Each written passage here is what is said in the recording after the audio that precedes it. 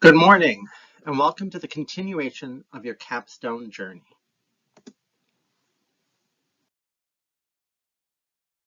I am Mr. Michael Gagnon, English teacher here at Southington High School, and I have been joined along this path by Mrs. Carrie Louise of the Technology and Engineering Department.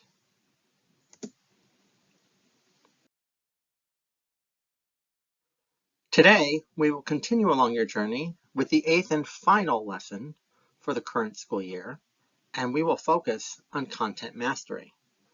So, as with all the previous lessons, you may be asking yourself, what do we mean by content mastery?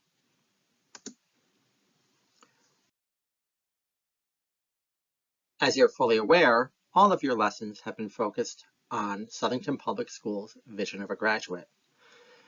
It reads as follows: a graduate of the Southington Public Schools will be college and career ready and prepared for life beyond by mastering the knowledge and demonstrating the skills to communicate effectively, think creatively and critically, and contribute to the global community.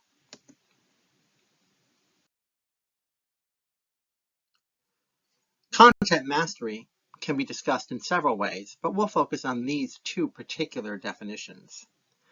Mastery, demonstrating a deep level of understanding of a topic or subject area, comprehensive knowledge or skill in the subject or accomplishment.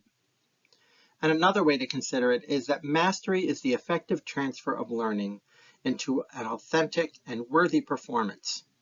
One has mastered a subject when they are fluent, even creative, in using their knowledge, skills, and understanding in key performance challenges and context at the heart of that subject, as measured against valid and high standards.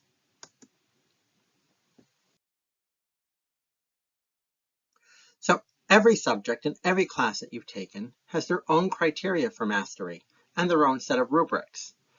Mastery on some class rubrics may be referred to as goal or proficient because it represents what the average student should be able to know, understand, and apply based on the teaching and learning within that subject. It is also important to look at each assignment's rubric and determine in what specific area or criteria one scores mastery or better, and which skills or knowledge still requires further practice to reach the mastery level.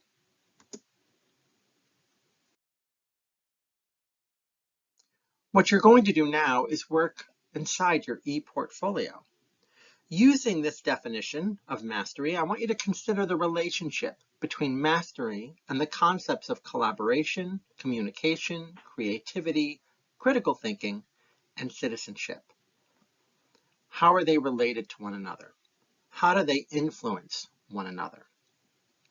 On a sheet of paper, a Google Doc, or a Word document, you're going to take some time to create a graphic representation of the relationship between these 6 concepts and upload it into your Google site ePortfolio on your Content Mastery page.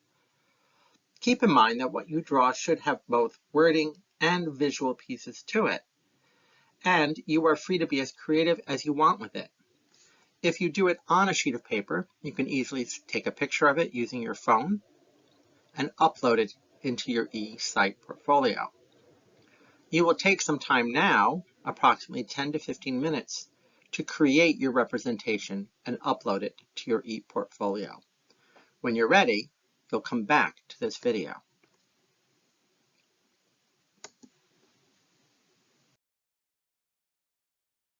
Now that you've considered the interaction between the different C's and content mastery, you're going to think back over your last year one more time. And I want you to consider the following questions. In which courses did you achieve mastery? How did you master the content?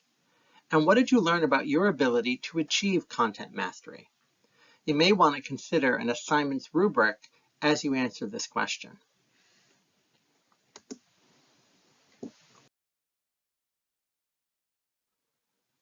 Some of the experiences that you've had that you may want to consider when you're thinking about mastery could be items like music performances, video, PowerPoint, Google slide presentations, paintings, drawings, or sculpture pieces, construction, electrical, mechanical, or metal work, business, engineering, math, science, social projects or tests, English essays, projects or tests, or any other work that you may deem a good example of you showing mastery of a subject's content and concepts.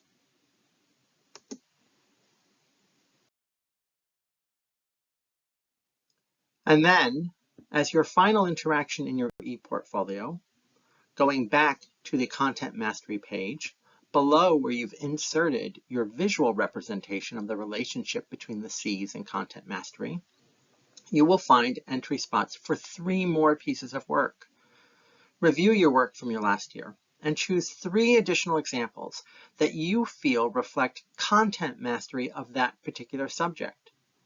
They should be spread out across 3 different subjects. That's the best kind of work to put in your portfolio rather than relying on one subject only. Insert each piece as a document, PDF, or photo, and be sure to include a title and class for each piece of evidence, and in the appropriate text box, make sure that you complete the reflection for why you chose these particular examples.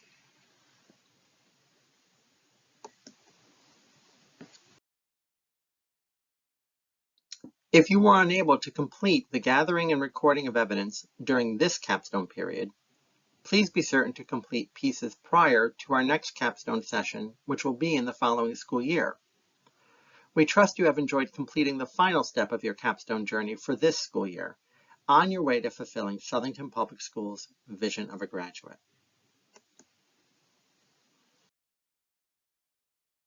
As always, if you have any questions, please present these to your capstone advisors or your grade level school counselor.